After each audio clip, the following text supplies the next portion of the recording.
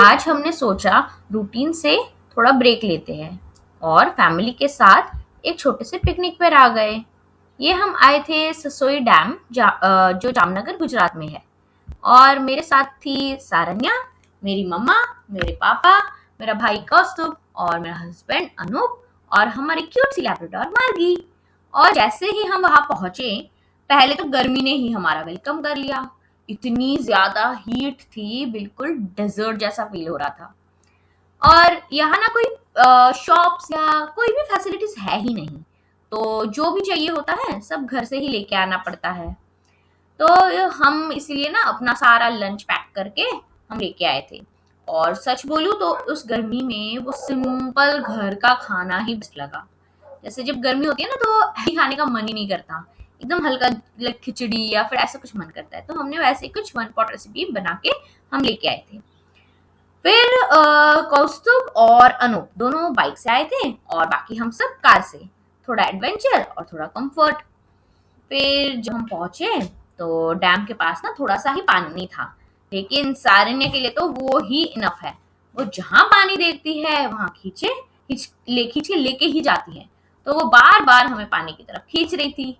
इतनी ज्यादा एक्साइटेड थी कि पूछो मत। वैसे भी बेबीज होते हैं ना, वो नेचुरल स्विमर्स होते हैं, एकदम बिल्कुल फेयरलेस। थोड़ा सा भी उनको ना डर नहीं होता डूबने उबने का।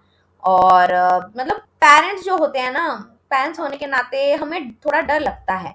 और ओपन वाटर में अलाउ करने से तो ज्यादा डर लगता है। मैंने यहाँ पे स्विमिंग पूल के लिए भी पूछा था, जो यहाँ पे है जामनगर में, बट वहां पे बेबीज या बच्चे भी अलाउड ही नहीं है, साथ में भी नहीं जा सकते। कभी कभी लगता है बच्चे ही सबसे जल्दी सीखते हैं, फिर भी उन्हें चांस नहीं मिलता। जैसे आपने देखा होगा कि जो गाँव होते हैं उसमें जो बच्चे होते हैं वो नॉर्मल से ऐसे ही डैम या नहर या नदी में ऐसे ही कूदते हैं और वो खुद ही सीख जाते हैं। पर हमारे जो हम अच्छे मतलब ऐसे सिटी में वगैरह रहते तो हमें फीस भरनी पड़ती है, फिर उनको एडमिशन मिलती है, फिर जैसे वो बोले वैसे सीखना पड़ता है। मतलब रूल्स रेगुलेशंस के बीच ना डिले होते जाता है और अच्छे से मतलब नेचुरल स्विमर्स नहीं बन पाते, अलग अलग चीजें नहीं देख पाते। बट ठीक है, जब मौका मिलेगा ये करेगी। अभी हम जैसे महाराष्ट्र में गए थे, वहां पे हमें मौका मिला। फिर आगे काफी जगहों पे जैसे एक रिवर या बीच कहते हैं ना, वो हमारी लाइफ का पार्ट ही है, तो आता ही रहेगा। फिर उसके बाद हम ना वहां से हम सिद्धिविनायक गणपति मंदिर भी गए थे, जो कि है सपड़ा में, जामनगर में ही है। और यहाँ एक बहुत ही प्यारा मोमेंट हुआ। सारन्या ना अपनी नानी को कॉपी कर रही थी, तो दोनों मिलके ना टोल कर रहे थे। जैसे मेरी मम्मी टोल कर रही थी, सारन्या भी टोल करने लगी। और उन दोनों को देख के ना मुझे पता नहीं बहुत बहुत डिफरेंट सा फील हुआ। एकदम सिंपल सा मोमेंट था, पर मैं इतनी खुश हुई ना कि ओ मेरी मम्मा, मेरी बेटी और दोनों इतने मतलब फिर क्या फिर और बाकी अगला मोमेंट वो था जहाँ पे सारन्या ना मिट्टी में खेल रही थी और मैं ना छोटी छोटी चीजें कलेक्ट कर रही थी। जैसे लीव्स होते हैं जो अलग एकदम रेयर होते हैं ना, ट्विग्स होते हैं, फ्रूट्स होते हैं, थोड़े यूनिक लगे वो। तो कभी कभी नेचर के पास इतनी सिंपल और ब्यूटीफुल चीजें होती है, बस देखने की नजर चाहिए। और मुझे ऐसे एक्सप्लोर करना बहुत अच्छा लगता है। मुझे घर पे रहना जरा भी पसंद नहीं है। मतलब मैं अगर कंटिन्यूस 2-3 दिन घर पे रह जाऊँ ना तो मेरा फ्रस्ट्रेशन लेवल बढ़ते जाता है। फिर ऐसे ही हम बॉल लेके आए थे, तो हम वॉलीबॉल खेलने लग गए। इतना मजा आया, इतनी हंसी पूछो मत। और सारन यादव अपने छोटे से बैट के साथ इधर उधर भाग रही थी। जब भी बॉल एकदम दूर चला जाता, मतलब एक बॉल थी ना, हाफ बॉल होती है वो, तो वहां से अगर दूसरी तरफ चला जाता तो सारन जोर से चिल्लाती केला, ऐसे बोलती थी। इतना क्यूट लगता था वो मोमेंट, बस दिल में रह गया। और बहुत मजा आया हम सबको वहाँ पे खेलते हुए। और खेलते खेलते पता नहीं चला, पर अब जब वो रिफ्लेक्ट करते हैं ना वो वीडियोस, वो टाइम, तो बहुत याद आती हैं। फिर वहाँ पे एक पेड़ था, बहुत ही स्लैंट था और देखने में इजी लग रहा था। और हमने ट्राई किया सबने, पर मैं तो चढ़ ही नहीं पाई।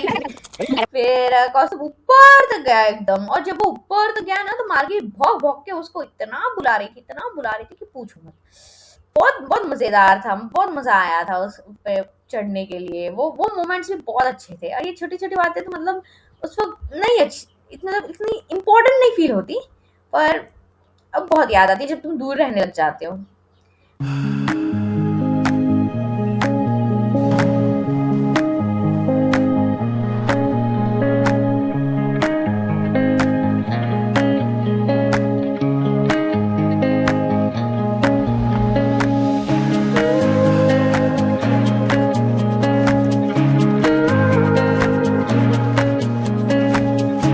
उसके बाद हम ना डैम के ऊपर गए वहां से पानी देखने के लिए कि डैम में कितना पानी है, कैसा है। और व्यू इतना ब्यूटीफुल था।